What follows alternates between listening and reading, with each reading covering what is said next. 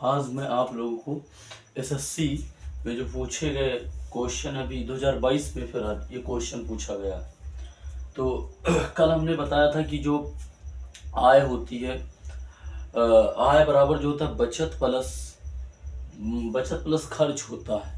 आज हम उसी टॉपिक का एक दूसरा सवाल लेकर आए हैं और देख सकते हैं। जैसे ए की आय बी की आय से 50% अधिक है। यदि ए की आय में 40% की वृद्धि हुई है और बी की आय में 90% की वृद्धि हुई है, तो उनकी संयुक्त आय में प्रतिशत वृद्धि होगी, ये क्वेश्चन कहता है। तो सर देखते हैं, जो ए की आय है, इधर हम ए लिखते हैं, इधर लिखते हैं बी, ठीक है। यहाँ पर लिखते हैं ए और ये लिखते हैं बी।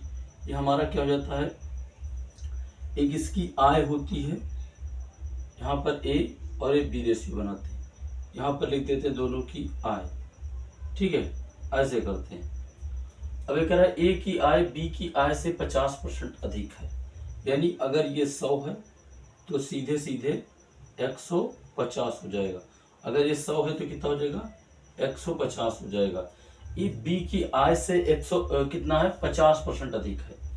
यदि ए की आय में 40% की वृद्धि हुई है, ए की आय में 40% की वृद्धि, मैं एक चीज आप लोगों को बताना चाहता हूं कि जब भी वृद्धि की बात करें, प्रतिशत वृद्धि अगर निकाली जाए, प्रतिशत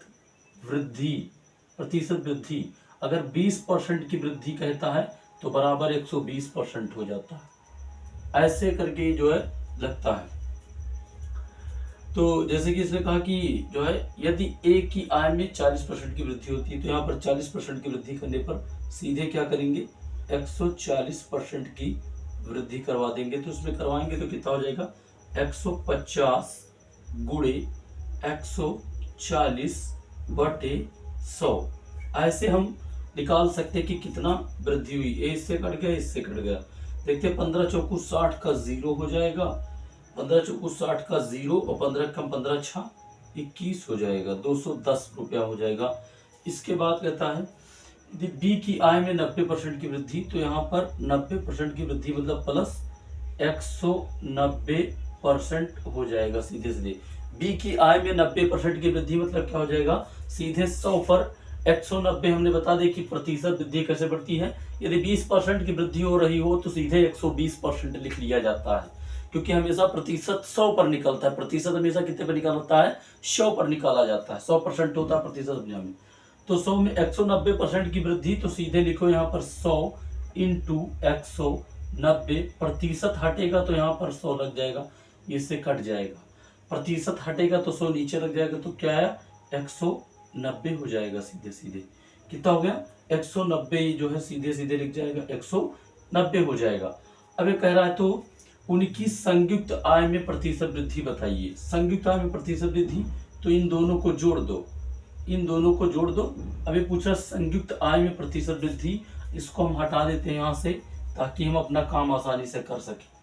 देखिए, संयुक्त आय में प्रतिशत वृद्धि पूछ रहा है, ये क्या कह रहा है, संयुक्त आय में प्रतिशत वृद्धि, संयुक्त आय में प्रतिशत वृद्धि, आय में प्रतिशत वृद्धि, प्रतिशत वृद्धि, संयुक्त आय में प्रतिशत वृद्धि। तो इन दोनों को जोड़ देते हैं, क्या करते हैं, 150 और 100 कितना हो जाएगा, 150 प्लस 100 बराबर कितना हो जाएगा, यहाँ पर जोड़ के 250 आ जाएगा।